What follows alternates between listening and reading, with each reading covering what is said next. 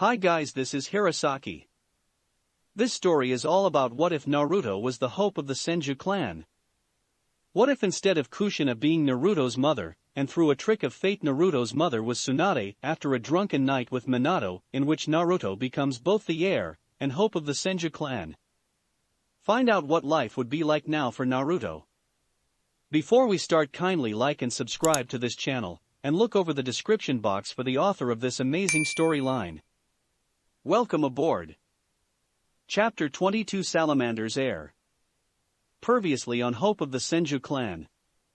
Upon hearing all these screams and destructive noises, many of the genin were starting to get scared, while the jonin started to worry, fearing they were being attacked. The Sandaime, though, already knew who was coming, although it did not lessen his worry, in fact it increased it, where he was starting to have flashbacks to the events at the Hokage mansion 13 years ago. "What's going on? Are we under attack?" cried Kiba. Sort of, replied Naruto with a sigh, as like the Sandaime he'd immediately realized who was causing all the mayhem. "What do you mean by that, Senju-san? Do you know who was causing all this?" asked Shino, since like everyone else he was concerned at what was happening. "I'm afraid so," Naruto answered with another sigh. "Who is it? Is it an enemy ninja?" asked the frightened Ino. "No, something much worse than any enemy ninja," Naruto answered. "Then who is it?" cried Sakura, as she became more and more worried. "It's my..." Naruto spoke, but before he could finish a massive crashing sound was heard, where the large double steel doors that allowed entrance into the hall were blown open, and nearly off their hinges. Upon which, when everyone turned to look at the perpetrator, they saw that the person was a tall, beautiful blonde-haired woman, with two large mounds on her chest and furious look on her face. "Kaa-chan. Sarutobi-sensei, where is my son?" cried the angry Senju mother. Battle arena. After Tsunade broke the doors open, the female Sannin slowly marched towards the two groups, with her eyes ablaze with righteous fury and fixed of her former sensei the Sandaime, who looked like he wanted to be anywhere but here right now. Right behind Tsunade was Jiraiya and Shizune, who was still carrying Tonton, who looked to be a lot calmer than the famed slug princess, although had concerned looks on their faces. As Tsunade marched towards her sensei, killing intent emitted from the blonde-haired woman in a manner that impressed even Gaara, as she marched forward. Spider cracks started to appear on the floor every time her heels hit it, furthering the fact that the woman wasn't in a good mood. The genin quickly broke parts so to allow Tsunade to pass, and have a clear path to the Sandaime, as they could practically see the dark red murderous aura that now surrounds the elder woman. Naruto of course remained hidden in one of the two groups, since he knew that it was best for his mother to vent her frustration out, before going up to her. Although that was if the Sandaime survived her venting. The Jonin senseis that stood behind the Hokage quickly followed their student's example, where they slowly started to back away from the Sandaime, since they knew well enough not to get in the way of an angry Sannin. "Cowards," muttered the Sandaime, although wished he could the same thing himself right now. "So that's Naruto-kun's mother, she's beautiful," thought Ino, before looking at Tsunade's massive bust, and became slightly envious. She then wondered if there was some kind of secret method or something she ate or drank to make them grow that big. "So that's Konoha no Namakuji Tsunade Hime, Konoha's slug princess Tsunade. I'm beginning to see the similarities between the two," thought Zabuza. Given how Naruto had a similar look as her when he was angry, not to mention they both had the same destructive tendency. "Whoa, are those things for real?" "They're definitely the biggest I've ever seen. She's gotta be an thought Killer Bee as he stared at Tsunade's chest. "I can't believe it, I'm actually seeing Tsunade-sama herself in person," thought Tenten with glee and stars in her eyes when she saw her idol. "So that's Naruto's mother, and that other guy must be Jiraiya the Gama Sannin," thought Sasuke, as he stared at the two legendary shinobi with narrowed eyes. "Damn, Naruto's mom is pretty scary," thought Omoi. "What if she goes postal and kills the Hokage? Does the exam get cancelled? What if instead she destroys the entire tower? Should we get out of here now or wait and see what happens? Or should we simply quit now before she does something?" Cuckoo. Well, this is an unexpected surprise. I'll admit I expected Tsunade to show up, but I didn't think Jiraiya would. This certainly makes things more interesting. Not to mention it seems that Tsunade hasn't lost any of her monstrous strength, and I dare say that her temperament has increased, thought the disguised Orochimaru in amusement. Holy cow, she's hot and her boobs are a huge.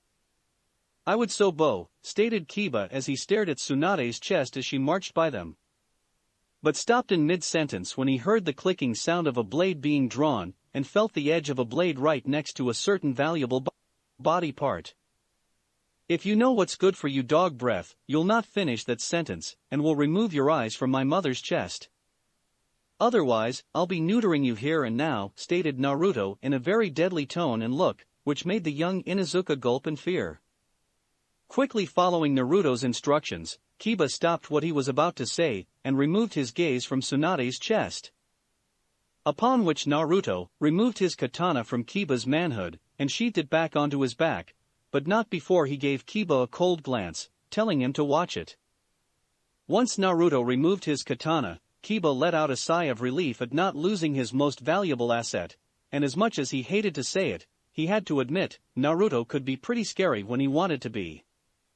Damn it, this could jeopardize everything. We knew to expect Tsunade-sama, but we never considered Jiraiya-sama would appear with her, thought Baki with a frown. Since the appearance of the two remaining loyal members of the Sannin could ruin the entire invasion. Itg, good to see you back in the village, Tsunade, I ho gah. Spoke Sarutobi nervously, as it was obvious that Tsunade knew or at least had an idea of what happened to Naruto when he was in the Forest of Death. But before he could finish speaking, Tsunade grabbed him by his robes and pulled him right to her angry face. Cut the crap, sensei, I know what happened. What kind of fucked up exam are you running here? Now tell me where my son is now, or so help me I will. Stated Tsunade angrily, but before she could finish her threat, Naruto stepped forward out of the group of genin, so to save his surrogate grandfather from being pummeled to death by his overprotective mother. Kaa-chan, you can let go of Gigi, since I'm fine. As soon as Tsunade heard her son's voice, she quickly turned to see him, where within seconds she dropped the sandame onto his rear, and then cried out, Naruto-chan.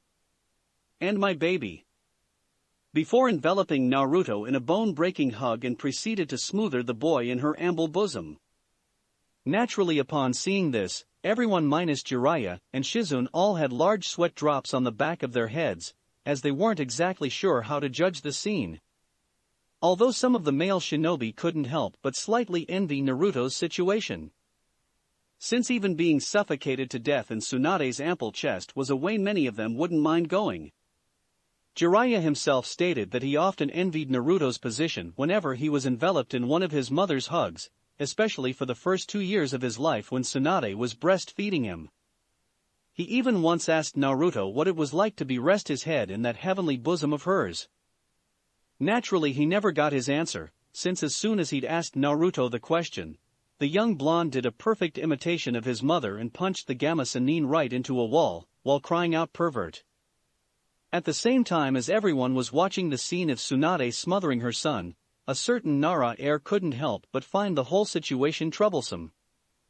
Although for once he was actually glad that he had the mother he had, since he had found a woman that was actually more troublesome than his own mother. Something that he thought until just now was impossible. As Kiba watched the scene, he couldn't help but snicker slightly at scene, especially when he heard Tsunade call Naruto her baby and her precious little Naruto-chan. Kiba was of course tempted to shout out Momo's boy, but decided against it for now, in case Tsunade turned her wrath on him for teasing her baby. Eventually though, Jiraiya decided to intervene and save his godson from being smothered to death and from any more embarrassment, where he had Tsunade let go of Naruto. Once Tsunade had let go of her son, she then turned to the sandame who had just picked himself. You and I need to have a little chat, sensei, now. Stated the slug princess with forceful look that said she would accept no excuses. The sandame could sigh, as he knew that there would be no going around this, where he then told Hayate that they would halt the exam for a little. At this the young man just nodded, after which, the Senju family along with the sandame, Kushina and Yamato departed. Soon after leaving the battle arena, the Sandaime Hokage led Tsunade and everyone else to a small room where they would have some privacy. But as soon as he shut the door behind him, Tsunade once again grabbed the Sandaime by his robes and held him up into the air. "What the hell has been going on here, sensei?" cried the furious Tsunade. "I come here racing at top speed for 4 days, fearing that something had happened to Naruto, and when I arrive, I hear that you just let Orochimaru walk right into the village, and then let him place his curse seal on my son. I'm sorry, Tsunade, but we didn't know what was happening until it was too late. Orochimaru had somehow infiltrated the village without us knowing. By the time we realized that he was in the village, he had already placed the curse seal on Sasuke," and Naruto explained the Sandaime. After which grunted in pain, when Tsunade tightened her grip on his robes, nearly choking him. "What kind of fucked up security have you got here? Has the village become this lazy and lax in the past 12 years, that they let an S-class nuke waltz into the village and attack children without so much as fight?" yelled the furious Tsunade. "Hey, easy Haim, I know you're angry and all, but it's not Sensei's fault. You know as well as I do how crafty Orochimaru can be, where if there is a way around something, he'd find it, Jiraiya. No.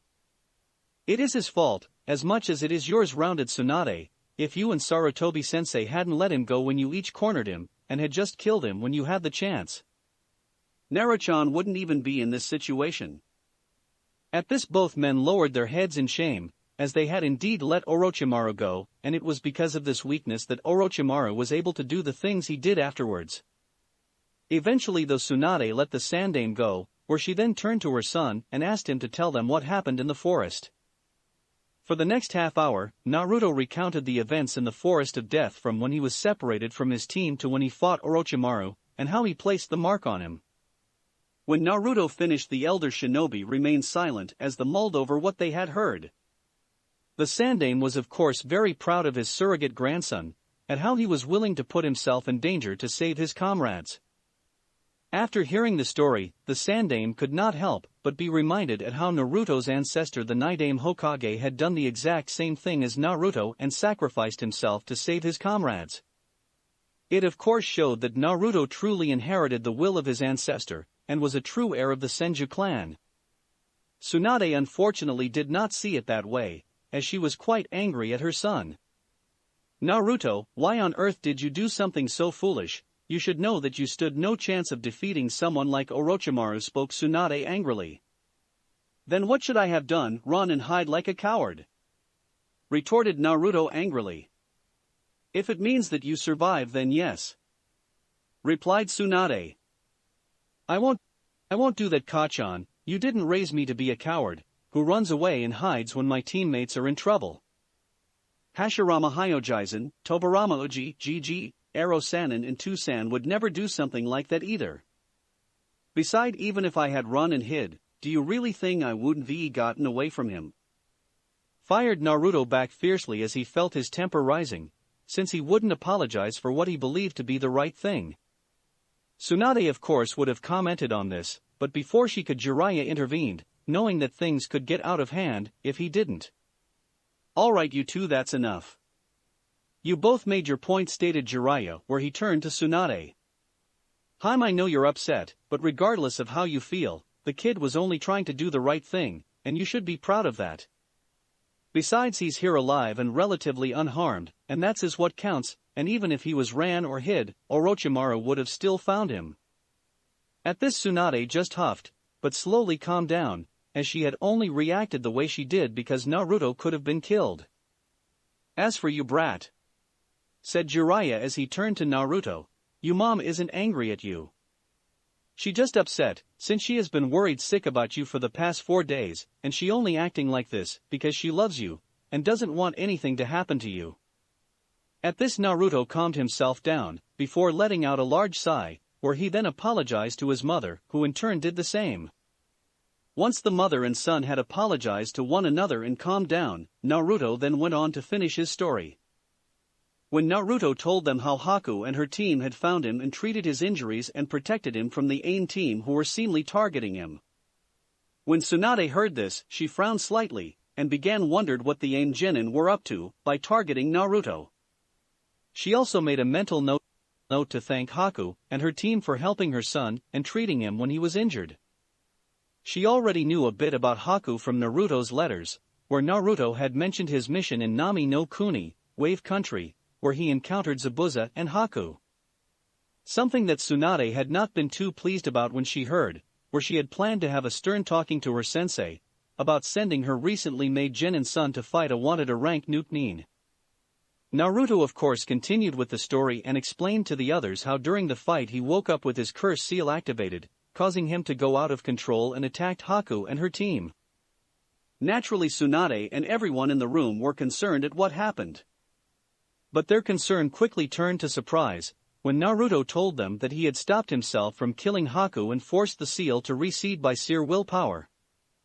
After which Naruto then went on to explain how after regaining control of himself, he and Haku along with her team went to look for Sasuke and the others, where he eventually found them and fought and defeated Sasuke. Once Naruto finished his story, the room once again remained silent, as everyone digested what they had learned. Eventually Tsunade spoke up and asked Naruto to show her his seal, which her son obliged, where he pulled away the bandages on the side of his neck so to show his mother the seal, which still throbbing a little. When Tsunade saw the seal, she narrowed her eyes angrily and silently swore revenge on her former comrade. Soon after though, she looked away from the seal, and even though she was skilled in sealing, she couldn't make much out of it, and so turned to Jiraiya, who was much better at the art. "Jiraiya, is there anything you can do to remove it?" Tsunade asked, where the Toad Sage just shook his head sadly. "Sorry Haim, but I don't, as my knowledge on the seal is limited. But I do know for certain that if I were to try and remove without fully knowing what I'm doing it could kill Naruto. Since the seal is closely integrated into Naruto, the best we can do for now is seal it off from him. But I swear, I will do everything I can, and I won't stop working until I find a way to safely remove it from him," answered Jiraiya. Tsunade was of course not happy to hear this but understood, as she knew Jiraiya wouldn't stop until he found a way. "We should then use Fujihoin, evil sealing method, to seal the mark away, make and add some extra things to make sure that it doesn't affect Naruto." At this Jiraiya just nodded. That sounds like the best option. Once it was agreed, Tsunade then narrowed her eyes and cursed her former teammate. "Damn you Orochimaru, I swear when I find you, I make you regret the day you were ever born." "If I may Tsunade-sama, I would like to volunteer placing the Fujihoin on Naruto, along with any other seals that may be needed, since I'm his sensei," spoke Kushina as she stepped forward. At hearing Kushina volunteering, Tsunade just looked up at the red-headed women with a blank face. She of course knew that Kushina was Naruto's sensei, as he had mentioned her several times in his letters to her, Tsunade, and Shizune along with Yamato. When Tsunade first heard this, she had naturally been surprised at the news, even though she expected Yamato to be Naruto's sensei, given how he had her grandfather bloodline. She hadn't expected Kushina to be his sensei as well, but she soon realized given how Kushina was a skilled sealer, and had a unique ability in restraining Biju. She was an excellent choice to be Naruto's sensei, where she could help restrain him, should he ever use the Kyuubi's chakra and go out of control. Tsunade had also been slightly concerned at Kushina being Naruto's sensei given the relationship between her and his father. But her concerns soon faded in Naruto's later letters, where he spoke of the female Uzumaki fondly, and how well they got on. "With all due respect Kushina," spoke Tsunade, "although I trust you to be my son's sensei, there are only two other people I trust my son's safety without question, and given what happened here, I will let no one other than myself to do the sealing." Normally at hearing something like this, Kushina would have taken offense to the comment. But given recent events, she couldn't blame the older woman for feeling the way she did, for if she was in Tsunade's shoes, she probably does the same thing, hence she nodded in acceptance. "So when should we do the sealing?" asked Jiraiya. "We'll do it now. As the sooner we seal it up the better," responded Tsunade. "Wait, what about the preliminary matches?" "If you do the sealing, I will miss them," stated Naruto. "Naruto, this sealing is more important than the Chunin exam. The sooner we seal the curse mark from you the better." since as long as that mark remains on you unsealed, you cannot use your chakra. Not to mention the longer you have it the more likely it is to affect you, and cause you to lose control of yourself like before, chid Tsunade. That won't happen this time, I won't let it, besides you can't order me around, since I'm not a little kid anymore, Naruto retorted. Like hell I can't. I'm your mother. And there's no guarantee that you'll be able to stop the curse mark from making you go out of control, responded Tsunade angrily. For the next few minutes, mother and son argued over the ceiling, where neither of them was willing to back down to the other. Seeing that this was getting nowhere, the Sandaime decided to intervene, where he coughed loudly enough to gaining everyone's attention. Tsunade, although I understand where you're coming from, Naruto is correct. Correct, he is a shinobi of this village now, and has the right to decide what he wants to do. Besides, I don't think arguing with him on this will change his mind, since he is quite determined to do the exam, stated the Sandaime. Like I care, cried Tsunade, he's my son, not yours, and I say he's doing the ceiling now. Yes, you're correct, but he still has the right to make his own choices, but for the sake of less arguments, I suggest a compromise, the Sandaime responded. What sort of compromise? Tsunade asked. You let Naruto continue the preliminaries, and if the seal should activate and cause him to go out of control, then we'll stop the match immediately, and have the Fujihoin placed over the curse seal along with the other seals, regardless of him forfeiting his match. Tsunade did not respond at first, as she thought long and hard about it, but soon enough she accepted the compromise. Since she knew, like her, Naruto could be very stubborn about some things and not let it go. Fine, grunted Tsunade, but I want one condition, and that is the very moment that preliminary fights are done with, Naruto is to have the Fujihoin and the other seals placed on him. I believe that is reasonable, answered the Sandaime, where he turned to Naruto. Do you agree with the compromise, Naruto? Naruto just nodded, as he knew this was the best possible deal he could get out of his mother. So then shall we move back to the exam now? Sarutobi asked. Before we do, Hokage-sama, interrupted Kushina, there is something I think Tsunade-sama should know. Like Naruto's relationship with a group of Kumo genin and their sensei, one which he developed before he came here. What? Asked a confused Tsunade, who was joined by an equally confused Jiraiya and Shizune. At the mention of Yujito and the others, Naruto cringed slightly, knowing what would happen next, where she turned to look at Kushina, who just gave the blonde boy a stern look that said you knew this was coming, sooner or later. Naruto, what is she talking about?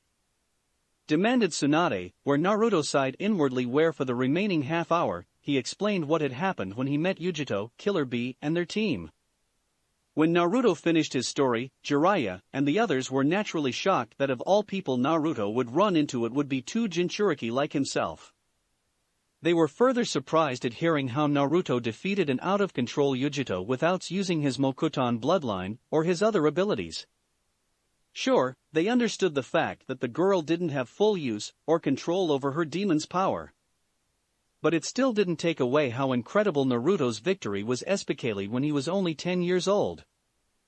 The Sandaime and the others of course couldn't blame either Jiraiya or Shizune for being shocked, since they themselves were stunned by the news when they first heard the story, since it wasn't every day they heard about a 10-year-old boy defeating a out-of-control Jinchuriki. Tsunade, although, was far from pleased with her son after she heard the story. Senju, Naruto, of all the foolish things that you have done, this is the most foolish. Do you have any idea of how much danger you put us in? How much danger you put yourself in? What if they had found out about you? They could have kidnapped you, or worse, they could have killed you. But they didn't, Kaa-chan, as I never revealed who I was or revealed my Mokuton bloodline or any of my other abilities. The only thing they know is that I've 4 nature affinities naturally. They only recently found out who I was, when they were sent here in the exam. So they were the ones who showed you that you have 4 nature affinities, stated Jiraiya with realization dawning on his face. Since he had never fully believed Naruto's story when he asked to be tested for his nature affinities, and had always wondered why Naruto had asked. But after hearing his story, everything started falling into place. That is beside the point, Naruto, since it doesn't change the fact that you put yourself in grave danger. Who knows what they could have done to you or try to do? Stated Tsunade fiercely. They won't catch on, as they are my friends just like Haku. Naruto responded. Are you so sure of that, Naruto? As from what I saw, you were only a step away from fighting that Kumo girl, spoke Kushina with a serious look. That's different. Karui may have her problems with me, but I trust Yujito, Omoi and Samui. Omoi was even trying to stop the fight, you saw that, said Naruto, when he turned to Kushina and Yamato. That is true, Naruto, but it still doesn't change the fact that they are shinobi of a rival village, spoke Yamato. Not to mention Kumo isn't above using underhanded means to get what they want, Kushina remarked with slight venom. What do you mean? Asked Naruto. 9 years ago, a brief conflict between us and Kumo erupted. The war ended with both sides agreeing to peace treaty, where Kumo sent their head ninja here to sign the treaty. The treaty was just a ruse to allow the head ninja to enter the village, so that he could kidnap the heiress of the Hyuga clan, stated Kushina. Hinata. Spoke Naruto with surprise, where Kushina just nodded and continued. The plan of course failed, where Hinata's father Hyuga Hayashi stopped and killed the head ninja. But even after being caught red-handed, Kumo denied that they had any knowledge of it, and tried to make us look like the ones who broke the treaty by killing their ninja. In fact, we had to sacrifice one of your shinobi to prevent a war from breaking out, stated Kushina rather bitterly. And if that isn't enough, spoke Kushina, back when I was not that much older than you, Kumo tried to kidnap me for my unique ability to restrain Biju. The only reason I didn't become slave or breeder for them was because your father saved me. After hearing all this, Naruto didn't know what to say, as he had no idea about any of those things. Sandaime although just lowered his head, as he could understand Kushina's bitterness given her personal experience.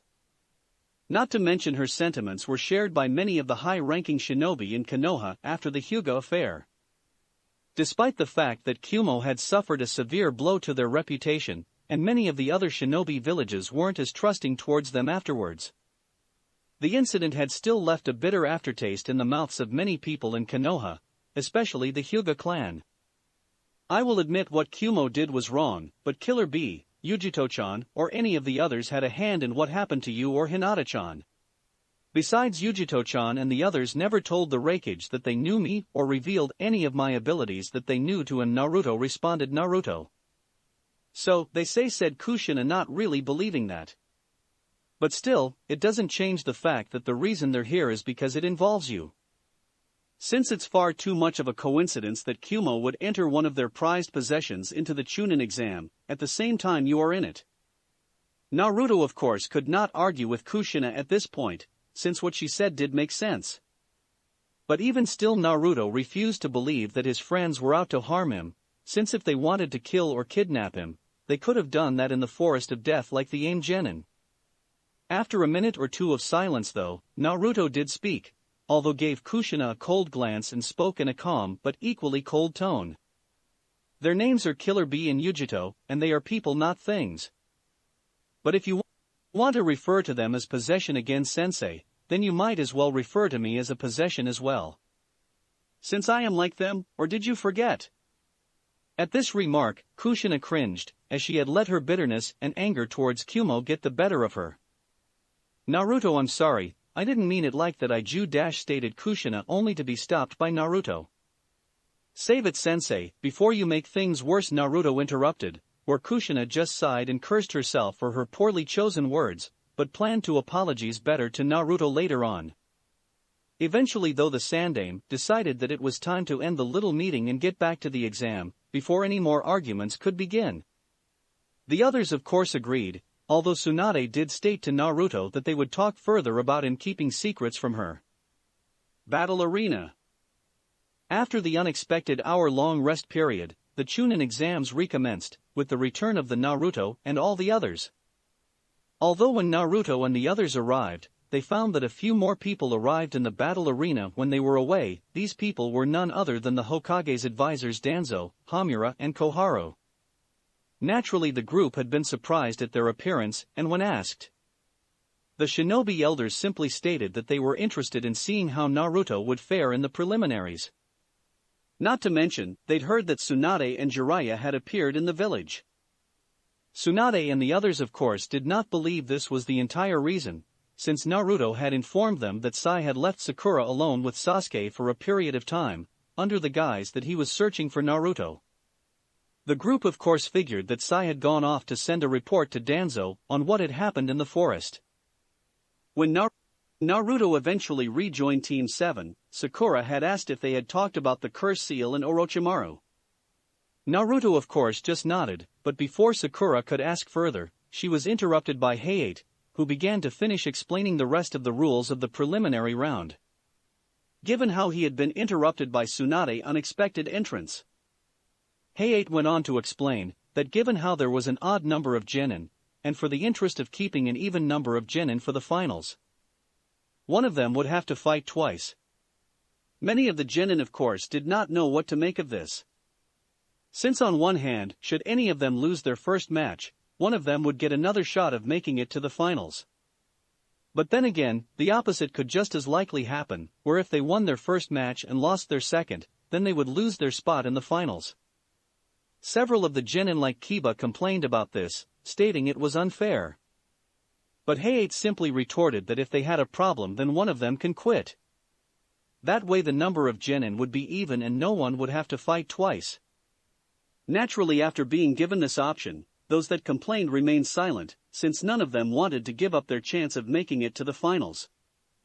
Once that matter was settled, Hayate had Anko bring down the selection screen, where the screen would randomly pick two genin's names, who would face off against one another. When the screen activated it started to randomly go through names, eventually though it stopped on two names. Senju Naruto vs Hattori Mai. Upon seeing the name Hattori many of the more senior shinobi let out a small gasp of surprise, while others' eyes widened slightly. Perfect, thought the AIM team leader named Mai. Shit. Looks like the brat did inherit a bit of your bad luck after all, Haim. As he is the opening match, and is facing against a Hattori, commented Jiraiya to his teammate, who just frowned. Well, it seems that we get to finish off our fight sooner than I expected to. Senju spoke Mai as the AIM team leader walked forward. That's fine by me, replied Naruto with a slight glare, where the two stood opposite one another, while everyone walked up to the catwalks above. As Tsunade walked by Naruto, she told him to be careful, while at the same time reminded him that if his seal started acting up, she would stop the fight. Naruto just nodded at this, after which Tsunade went up the catwalk on the left-hand side, along with Jiraiya, Shizune, Taunton, Team 7, 8, 9, Guy Team and 10, joined by Haku's team. While the remaining other teams went up the catwalk on the right-hand side. Once up on the catwalk, Tsunade was also joined by the Sandame, who was accompanied by Ibiki and Anko. At the same time, Kakashi, Kushina and Yamato were joined by Zabuza. It's been a while, Kakashi, spoke Zabuza. Nice seeing you too, Zabuza, greeted Kakashi, with his traditional eye smile and wave. Although I have to say, I'm surprised that you of all people are a Jonin sensei now. TSK. Not by choice, since the Mizukage didn't give me many options in the matter, but I guess I could have gotten worse brats to train, replied Zabuza. Upon hearing this, both Saito and Chojuro smirked at one another, for although it didn't sound like it, that was the closest thing to praise that anyone other than Haku could get out of Zabuza.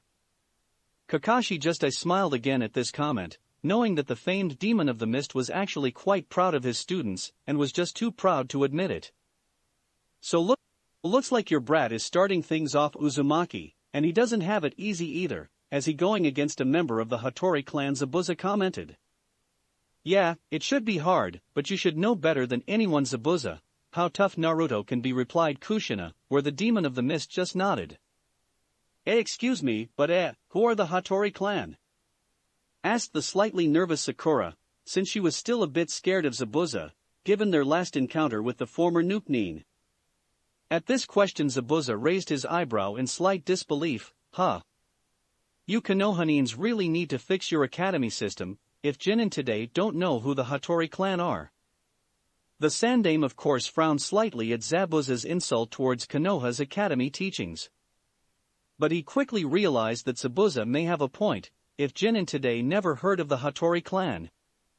The Hattori clan, answered Kushina, while watching Naruto down in the arena, are a famed and renowned shinobi clan, who reside in Amigakure Hidden Rain. The clan is well known for having many skilled shinobi, although they're practically famous because of their clan head, Hattori Hanzo, better known as Sanchuo no Hanzo, Hanzo the Salamander, the leader of Amigakure. A man whose fame and reputation are known and revered throughout the entire shinobi world, to the point where the mere sight of him on the battlefield would make most shinobi run in fear.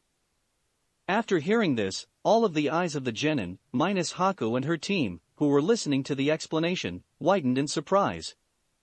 But before any of them could comment on what Kushina had told them, the former ANBU captain continued with her explanation. Hanzo is easily recognized as one of the strongest shinobi of our time even to this day, and is an icon to the whole shinobi world because of his great skills.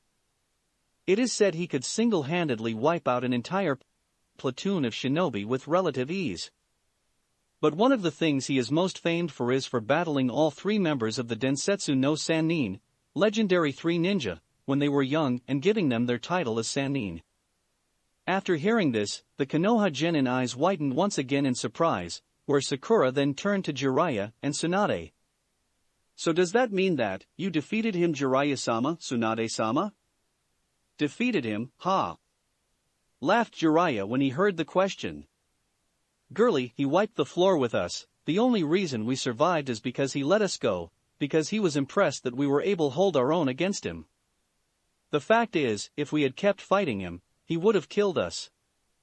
When the Konoha genin heard this, every single one of their eyes widened in disbelief and gasped in shock, at the idea of one man being strong enough to have defeated the Densetsu no Sannin of Konoha by himself.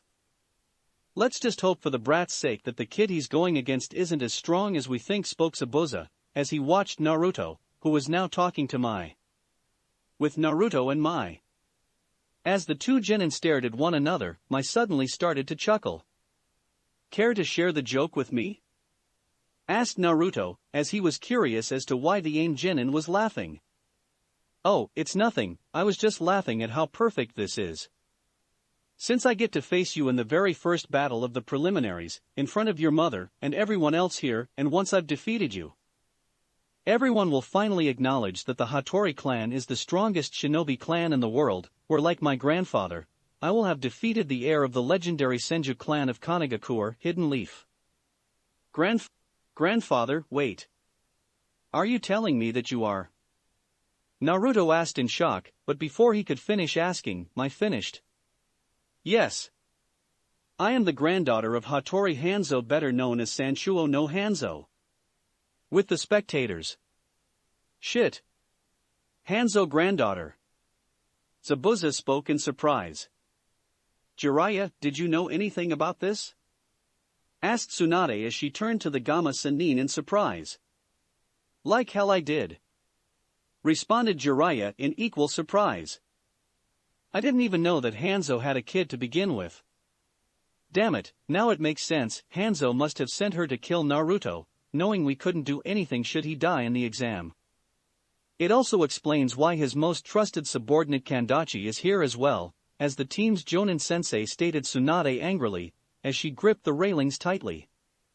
Since it made sense, given how the AIM genin targeted Naruto back at the Forest of Death, and how Hanzo was notorious for not tolerating any possible threats to his village. This could cause some trouble, thought Sandaime with concern. Fuck, of all the people Naruto had to go against, it had to be her, thought Kushina with a frown, as she beginning to believe that Jiraiya was correct, about Naruto inheriting a bit of Tsunade's bad luck. Naruto will certainly have a tough time with this one, thought Kakashi, a serious look that was not normally seen. The kid is definitely not going to have it easy with this girl, especially if she anything like her grandfather, thought Asuma, as he let out a puff of smoke from his cigarette. So Sanchuo no Hanzo has sent his granddaughter to deal with the Senju heir. This could be beneficial to us, thought Baki with a calculating look. Although that was soon replaced with a look of slight concern, given the look that his youngest pupil was giving the cloaked girl. Yes, mother, she may prove to be worthy prey as well, thought Gaara, with a crazed excitement at the thought of fighting Mai. Since unlike the Konoha genin, he had heard of Sanshuo no Hanzo, and was certain that his granddaughter would make an excellent opponent to fight. Do not fail in your mission, Mai, thought the girl's Jonin sensei Kandachi. So Hanzo, you too have made your move on the boy, thought Danzo, as he watched the two young genin face one another. Cuckoo, this is certainly an unexpected surprise. Who would have thought that Hanzo had a granddaughter, and that she would be in the Chunin exam? Not to mention that she and Naruto-kun would face off against one another in the first round of the preliminary fights, thought Orochimaru in amusement, as he was certain that this match would prove to be very entertaining. With Naruto and Mai. As the two genin stared at one another, Mai decided it was time to rid herself of her cloak, where as soon as she did, the blonde Senju's face turned a shade of red that rivaled any that a certain Hyuga heiress could ever turn. WH, what the hell? Cried the embarrassed boy, when he saw what Mai really looked like. Mai was an attractive medium-tall young girl with honey-color eyes and long brown hair, with long bangs that framed the sides of her face, tied up in a thick, long ponytail which flowed down to her lower back. But the thing that caught most people's attention, or more especially the males, was the skimpy red sleeveless tunic that she wore, which barely covered her ample cleavage, which was easily a C-cup. Her outfit was held at her waist by a silk white waistband, with mini shorts underneath it. At her feet she wore a pair of soft-soled tabi, while also wearing fingerless red tekka that covered only the back of her hands, which held a pair of white folding fans with metal sides. With the spectators. When the spectators saw Mai in her outfit, their reactions varied. Most of the males, like Lee, Choji, Chojuro, Omoi and some others, blushed bright red much like Naruto. While others like Shikamaru, Sasuke, Gaara, Shino, Sai and Niji remained emotionless and hid their reaction, although others weren't as skilled. Since after seeing Mai's outfit, some male members like Kiba and Kankuro were launched into the wall behind them by their nosebleeds. The female spectators' reaction was of course very much different, where the young Hyuga heiress turned a bright shade of red, like Naruto, and many of the boys at seeing a girl wear such a daring outfit. On the other hand, girls like Samui, Yujito, Haku, Temari, and Tenten were quite annoyed Mai's choice of outfits. Some of the others, girls like Ino, Sakura and Karui, were infuriated by it. Although at the same time the three of them wondered what the girl ate and drank to get breasts like her. Whoaho! Cried Jiraiya with excitement, now that's what I call a kunoichi outfit. I take back what I said earlier, the brat has the luck of the gods. After which the perverted sage took out a pad and pencil, where he planned to write down Mai's outfit description and use it in his next book. But before he could put pencil to paper, an annoyed Tsunade elbowed the toad sage right in the face, but luckily for him, she hadn't used her superhuman strength. But even still, the hit had left an imprinted on the man's face and busted his nose, causing it to bleed a little. Well, it's certainly a unique outfit, commented the Sandane with a slight blush. What the hell is that bitch thinking, wearing something like that? Cried the outraged Ino. Actually, she doing what many kunoichi did long ago. Commented Asuma, causing his female student to snap her neck back to him, crying what?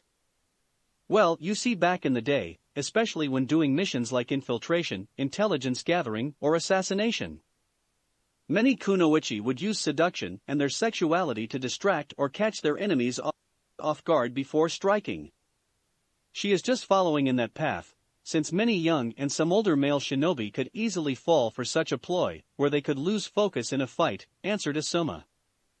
As he had to admit, if he had gone against someone like her when he did the Chunin exam, when he was Naruto's age, he would have easily lost focus or become distracted. Naruto-kun isn't like most of the guys here, he isn't perverted, and he won't fall for something like that, stated Ino. Well, we'll see soon enough, replied Asuma, although he wasn't too sure and wouldn't blame Naruto if he did. With Naruto and Mai. Shaking off his embarrassment, Naruto quickly focused himself at the matter at hand, where he went to draw his katana and readied himself. As he knew the kind of game Mai was playing, since his mother had told him that shinobi would often use different methods to distract an enemy, and make them lose focus, so that they could defeat their enemy more easily. When Mai saw Naruto shaking off his embarrassment she smirked and decided to try and push her advantage forward. "What's wrong, Senju, do you see something you like?" asked Mai, as she leaned forward so to give Naruto a better look at her cleavage. Since Mai had no problem using her sexuality into keeping her opponents off balance. But instead of becoming distracted by her seduction tactics, Naruto kept his eyes on the girl herself and not her chest. The fact that he was a medic in training helped things, since there wasn't a part of the male or female body that he wasn't familiar with. Sure, it was embarrassing at first, not to mention the time right before he left for Konoha, where his mother and Shizen gave him the talk. Since neither woman wanted Jiraiya to do it, thereby giving him the chance to corrupt or ruin Naruto. But he eventually got over his embarrassment and got used to knowing and seeing such things, hence my ploy was worthless. Soon enough though, Mai realized that her tactic wasn't working, since Naruto remained focused and ready. So, she decided to try and mess with Naruto a different way. "Don't like me, I see. Well now, that's a surprise, I didn't think you swung that way. I guess Konoha can give up on any chance of the Senju clan being restored." After saying this, Mai was gratified to see a small twitch on the young Senju heir's face, knowing that her comment had irked Naruto. But before she could press her comment any further, Naruto made his own remark. "Oh no, I like girls alright, it's just that I go for more than just looks, where unlike you, I prefer girls who don't try as hard. Besides, aren't you a little too old to be hitting someone like me, or is it that you just can't get a guy your own age?" At this remark Mai growled in anger, which caused Naruto to smirk, knowing that he had gotten to her. "I'm only 15. Cried the girl in slight outrage at being called old. "And I don't have a problem getting a boyfriend, it's just none are worth my time." Naruto was of course slightly surprising that Mai was only 15, as he had thought for sure that she was 18, given how developed she was. Damn, what the hell do they feed the girls in that village? Thought Naruto. But quickly pushed aside such thoughts and took satisfaction using Mai's own mind games against her. With the spectators. After seeing Naruto turn the tables on Mai, Tsunade smirked with satisfaction, as she was pleased that her son hadn't fallen for any of Mai's ploys. Especially the seduction techniques, since she had made sure Naruto wouldn't fall for such tricks, on the chance that some kunoichi or other girls would try to, so that they could use Naruto to elevate their status in the village. "That girl's only 15. Cried Jiraiya in surprise, before destroying his notes on Mai, since he did have certain ethics, where he didn't do any peeping or other things on girls under the age of 18. But he did keep the outfit in mind for another character, as it would be a waste not to. "Damn it, Mai, don't let him trick you like this," thought Kandachi angrily. With Naruto and Mai. Soon enough though, Mai calmed herself down, where she focused solely on Naruto, as she now knew that Naruto wouldn't fall for any of her tricks. After a minute or two of staring at one another, both Jinin decided to start the match, where Mai kicked things off by channeling her chakra into her right-hand fan. After converting her chakra into wind, Mai then cried out Futon, Kyofu, wind style, strong wind, and unleashed a powerful gust of wind at Naruto. Who couldn't avoid the gust of wind in time, and was sent flying back into the wall behind him, where he was forced to raise his arms to protect his face, and received several small cuts on his arms and body. With the spectators. So, she is a futon user like Naruto, and a powerful one at that, as she can create a powerful gust of wind like that with a hand-size fan. This makes things more difficult for Naruto, as he can't use any of his chakra, because of the curse seal, thought Sarutobi. With Naruto and Mai. "So Senju, what did you think of that?" asked Mai with a wicked smirk, as she saw Naruto lower in arms and saw the cuts all around his body. Naruto did not answer of course, but glared silently at the girl as he picked himself up. Although as he did, Mai channeled her wind chakra into both her folding fans and swung at the same time together, while crying out Futon, Nibai Kyofu, wind style, double strong wind. B. not wanting to be hit by the clearly more powerful version of Mai's attack. Naruto quickly jumped up high into the air, which was a lucky thing. For as soon as he jumped into the air, the wind attack collided with the wall behind him, which became covered in several dozen large slashes, created by Mai's attack. Shit. I can't afford to underestimate her, thought the blonde boy, after which he took out a set of kunai from his pouch, which was refilled by Shizune, when Naruto asked her if he could borrow some kunai and things from her, and threw them at the girl. Mai of course jumped away from the kunai, where she then counterattacked by using her futon, Kyofu again. Creating another large gust of wind, given how he was still in midair, Naruto couldn't avoid the technique and was sent flying into the stone hands that were doing a ram seal, which was to his right. Fortunately, though, he recovered quickly and flipped himself over, so that his feet hit the wall, and he was able to propel himself forward. After which he then used his wrist-mounted Senbon launcher and fired several Senbon needles. Acting quickly, Mai narrowly avoided the high-speed Senbon, which were highly accurate, as she had to use her fans to deflect them. After deflecting the Senbon needles, Mai plucked out the last needle that had gotten stuck in her fan and smelled it, where she detected the trace amount of a toxin from it.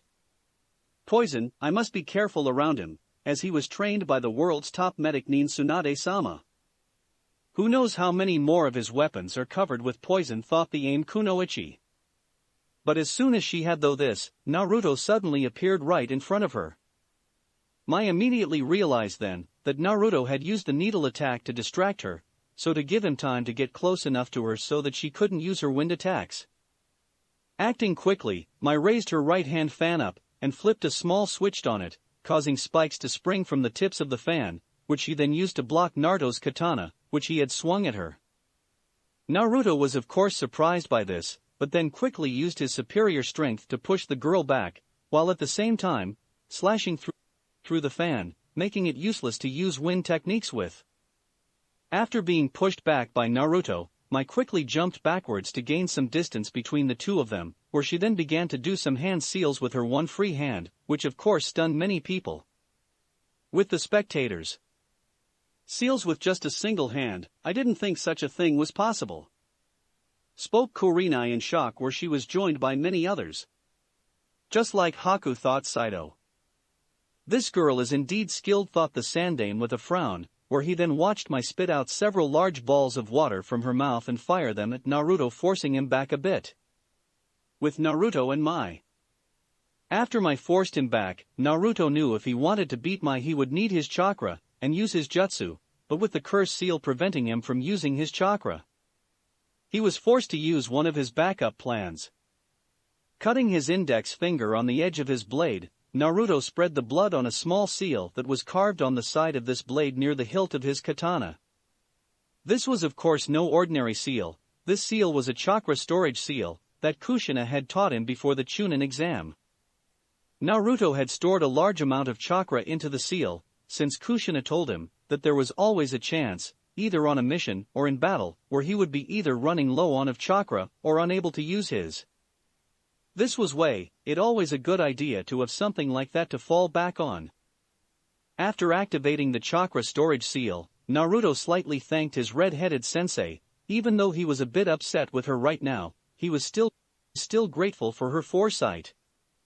But before Naruto could even use the chakra from the chakra storage seal, Mai suddenly swung her fan and cried out, "Futon, Senpu, wind style, whirlwind." See. Unleashing a powerful blast of wind from her fan, this lifted Naruto off his feet and into the air, and then formed into a large tornado. As Naruto was being spun around in the tornado, small wind blades started cutting him from all sides, making it impossible for him to defend himself. With the spectators. Impossible.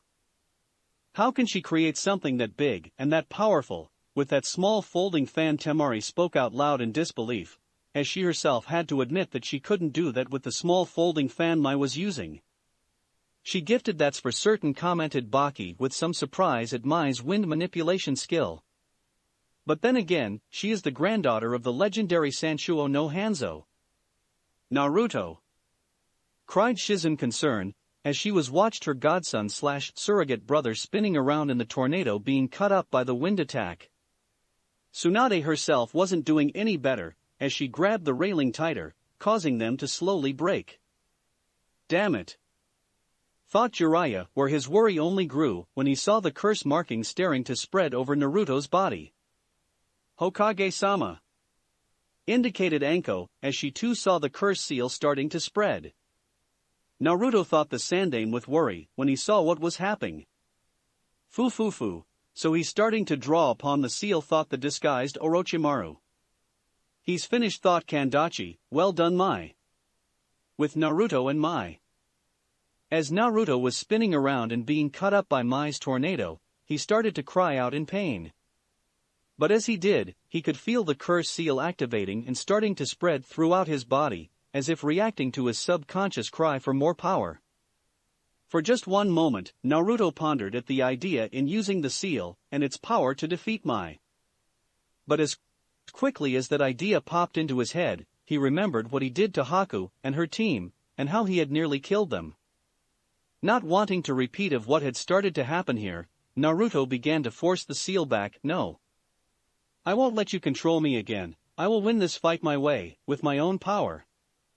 Screamed Naruto in his mind. It was then at this moment that Naruto gripped his katana tightly, and started to draw a massive amount of chakra from the storage seal, and channeled it to the tip of his blade and converted it into wind, where he then swung his katana, and cried out Ida Ina Surashifu, great wind slash. As soon as he did this, a massive blade of wind erupted from his katana and slashed through the tornado, causing it to dissipate. Although the wind attack continued to fly toward the catwalks on the side where most of the foreign genin were, where it nearly hit Killer Bee and his team, who were barely able to move out of the way in time. With the spectators. What the hell? Is Senju trying to kill us? Cried Karui, as she and the others picked themselves up from the floor of the catwalk. Holy crap! Omoi said suddenly, where when everyone turned to look, every genin and nearly all of the jonin eyes widened in shock. For where Naruto's attack hit, there was now a massive cut on the wall, as the wind attack had cut right through the steel catwalk and made a scar-like cut on the wall about 4 inches thick, which reached from the catwalk a couple of feet below it. That was close. We could have been toast, rhymed B when he saw what Naruto's attack did. How did Naruto do that? I thought he couldn't use his chakra, stated Shizen in surprise. Chakra storage seals, that's only way I know how he could do that, replied Jiraiya before he turned to Kushina. Did you teach him them? Of course, since it's always best to have something to fall back on. No way. Spoke Choji in disbelief, after seeing Naruto's wind attack. Damn, I told the kid that he should try to improve that attack of his, but I didn't think he'd go that far, thought Asuma in surprise. Inconceivable, where on earth did that boy learn a technique like that? Thought a shocked Baki. How on earth did he do that? Thought Temari in amazement. What the hell is that guy? Zaku cried, while his teammate Dosa just narrowed his one visible eye, as what he had just seen proved that his instincts on Naruto were right. That's the way Naruto-kun, cried Ino, as the air she punched her fist into and continued to cheer for her crush. Whoa, looks like the brat has improved on that wind technique of his, stated Jiraiya. Jiraiya-sama, Tsunade-sama, look the mark, it's receding, spoke Shizen suddenly, where when they looked, they saw that Naruto was back with his feet on the ground and the markings of the curse mark were indeed receding. At seeing this, Tsunade let out a sigh of relief, not only of Naruto getting out of the wind technique, but also for resisting the seal.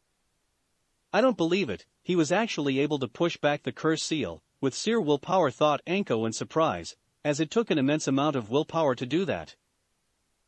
Impressive, the boy does seem to have a talent in futon, thought Danzo, as he stared at Naruto with a calculating stare.